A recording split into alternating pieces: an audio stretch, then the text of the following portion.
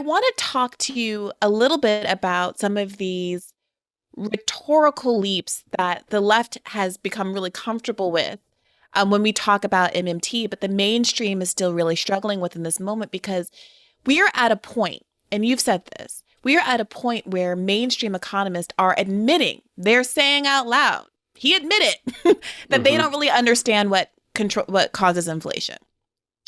We are at a place where many, many people, either because of their exposure to Stephanie Kelton or because of their exposure to the Bernie campaign, understand that the American coffers are not like a household budget and you can spend money. You can print and spend money. We are at a point where we understand that, and we're also in the middle of this global pandemic and economic crisis. And yet, the dominant narrative on TV excludes any conversation about the ability to spend. And so I want to talk about some of the rhetorical ways that there is still a resistance to MMT and spending, namely that people will say, well, of course you can't spend into oblivion. There will be inflation.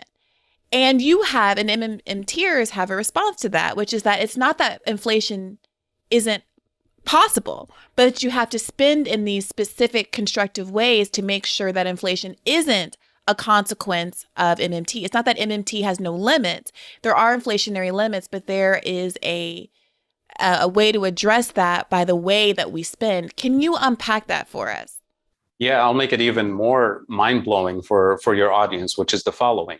What MMT are arguing is that if the government spends more, much, much more, it can actually reduce inflation, not fuel inflation, which is counterintuitive, right? Because more spending usually means inflation.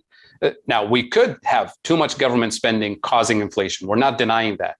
But if we know exactly where we spend, and if we know what to tax and regulate strategically, we can have 3, 4, 5 times more the spending that we were planning without causing inflation.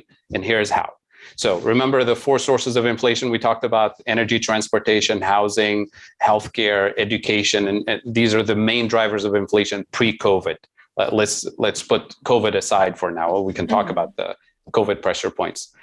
What we've been talking about for years now, especially with the Green New Deal movement over the last few years. When we talk about Green New Deal, we talk about massive investment in renewable energy. Why? Because we want to get rid of the abusive power of the oil and gas industry and replace it with more competitive, clean energy, decentralized energy system in the US that increases energy production and kind of delinks with the global oil prices. That's one way to tame the inflation pressure point from the energy sector, from the transportation sector.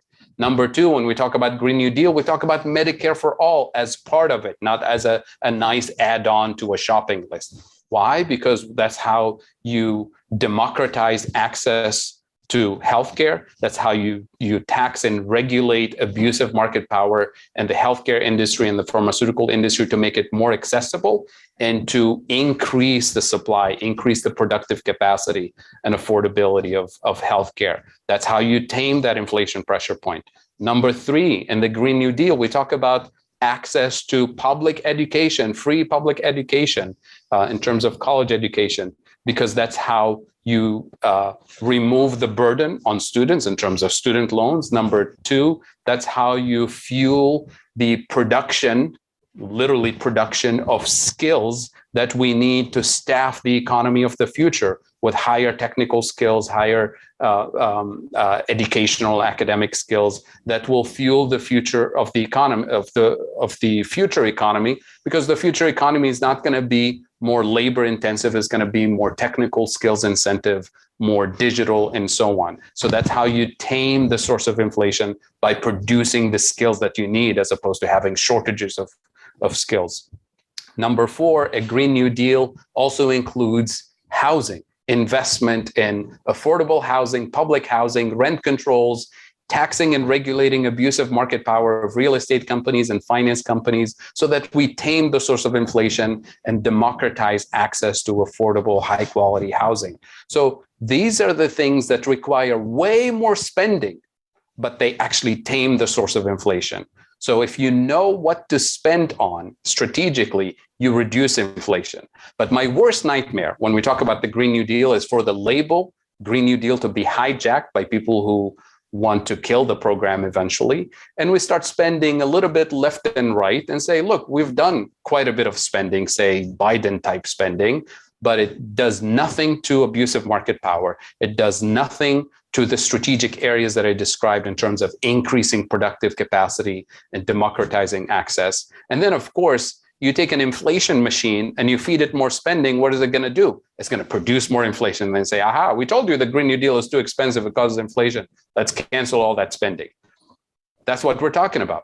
The part that is a little like jelly in my mind, but really provocative when I hear you talk about it, is why it is that certain kind of spending has one effect and another kind of spending has another effect. So there's this kind of idea conceptually that there's too much spending, there's just dollars floating around in the air, and it lowers the value of the dollar. But if you and there's various examples globally that people will point to, whether it's Venezuela or what have you, or where people are burning wheelbarrows full of money to try to curb inflation.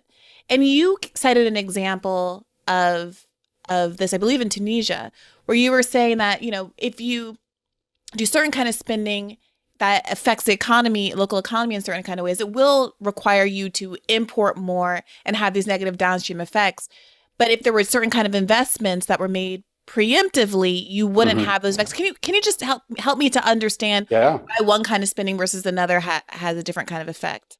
Absolutely. So you have to figure out what is the actual source of inflation in a particular country. Since we talked about the US, we can talk about other countries, like developing countries that deal with inflation way more on a regular basis than the US. So most developing countries rely heavily on food imports and energy imports. So every time the government spends on social services, on education, on health, it gives people income. They go out and buy more stuff. And it turns out a lot of the stuff that they buy is imported from other countries.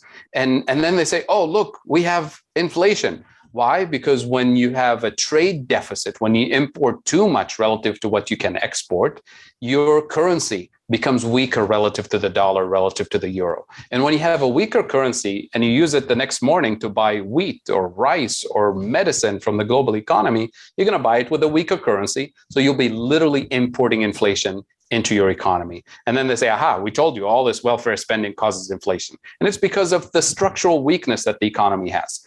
But you can spend twice as much strategically in that developing country to build up your productive capacity for food sovereignty, to build up your productive capacity for renewable energy sovereignty. And when you do that, you have more spending, more resilience, and you have less reliance on imported food and energy, which means you build resilience to that imported inflation. So it's not true that all spending will automatically cause inflation. You can have some spending that causes inflation if it's not strategic, if it's not really trying to plug the holes in your structural weakness. Same is true in the US. In terms of Venezuela, maybe I should address it really quickly here because people will immediately say, oh, Venezuela tried that and look what happened.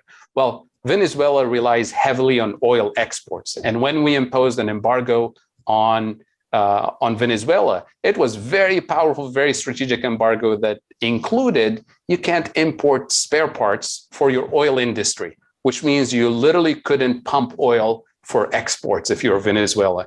And when you lose your capacity to export your main item, which is oil, and you have a country that relies heavily on imports of gasoline, on food, on medicine imports, and so on, you have a complete economic breakdown. So prices go up because of actual shortages, not because the government spent too much. Same thing in Zimbabwe. It wasn't because the government started printing money left and right. It was because the government tried to redistribute agricultural land away from white colonial farmers to natives, but it did it in a very unplanned way. And it gave it primarily to people who were not interested in agriculture, couldn't actually produce, in addition to a drought. So you have 50% drop in food production. So you have actual food shortage, prices go through the roof, and all of a sudden people go through trafficking networks to import food at much, much higher prices from neighboring countries. And that becomes an underground network with corruption, with police and military trafficking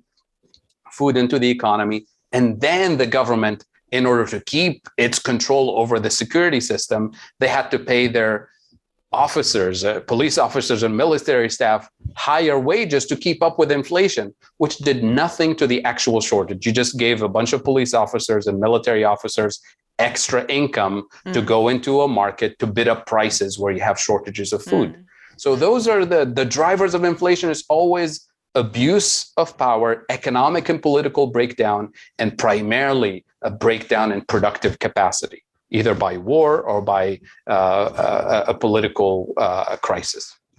That's so helpful. And the example that I heard you give before in another context was, if I wanted to spend $100 million on education, the way to do it is to spend $50 million on like pure education, and then to spend another $50 million on, food infrastructure or whatever else it is to mitigate those effects of importing goods. Yeah, I can give you an example in the U.S. since we're talking specifically about the U.S. today. Let's say we wanted to spend, $100 billion today to solarize part of the grid, right? Which is an important investment. We should do it. But then we realize, this is what an MMT economist will tell you. Before you even start the spending, I can tell you exactly what's going to happen. You spend $100 billion, you pay people decent wages to do the work, and we know what the average working class, middle class family would do with a decent income. They're going to buy housing, transportation, food, entertainment, clothing. We know what we spend money on. Then what we should do is anticipate this additional new demand in food and transportation and housing and all of that. Is it actually going to overwhelm our productive capacity in those sectors? If it does, then it's going to create an inflation pressure point.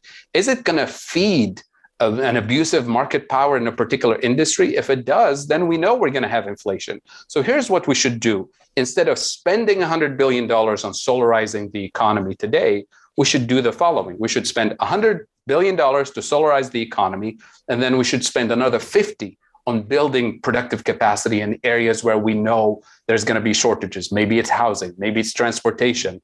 And we should tax and regulate abusive price setters and the rental property market and the real estate market and energy and transportation market. So now we spent 150 and we have less inflation, better quality of life for everyone. But instead, what the mainstream tell you, no, you can't mess with the system. If you spend 100 billion, it's going to cause additional inflation. So we should cancel the spending and throw people under the bus. So this is where the MMT analytical framework is really a framework for hope, for progress. And the standard approach is a dead-end street that blames everything on progressive public policies that actually improve quality of life and democratize the system. And who's defending those policies? I call them the gatekeepers in the economics profession, the gatekeepers in the political system.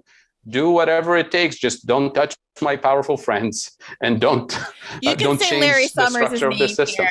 I'm happy to say I say it all the time on Twitter. So, hey YouTube, thanks for watching. Just a reminder that this is a podcast. You can catch an extra premium episode every Monday for $5 a month at patreon.com/badfaithpodcast. That's patreon.com/badfaithpodcast for $5 a month, an extra episode every week. Additionally, please do consider liking this video, subscribing to this channel. It helps us out. It helps independent media beat the algorithm. We appreciate you. And as always, keep the faith.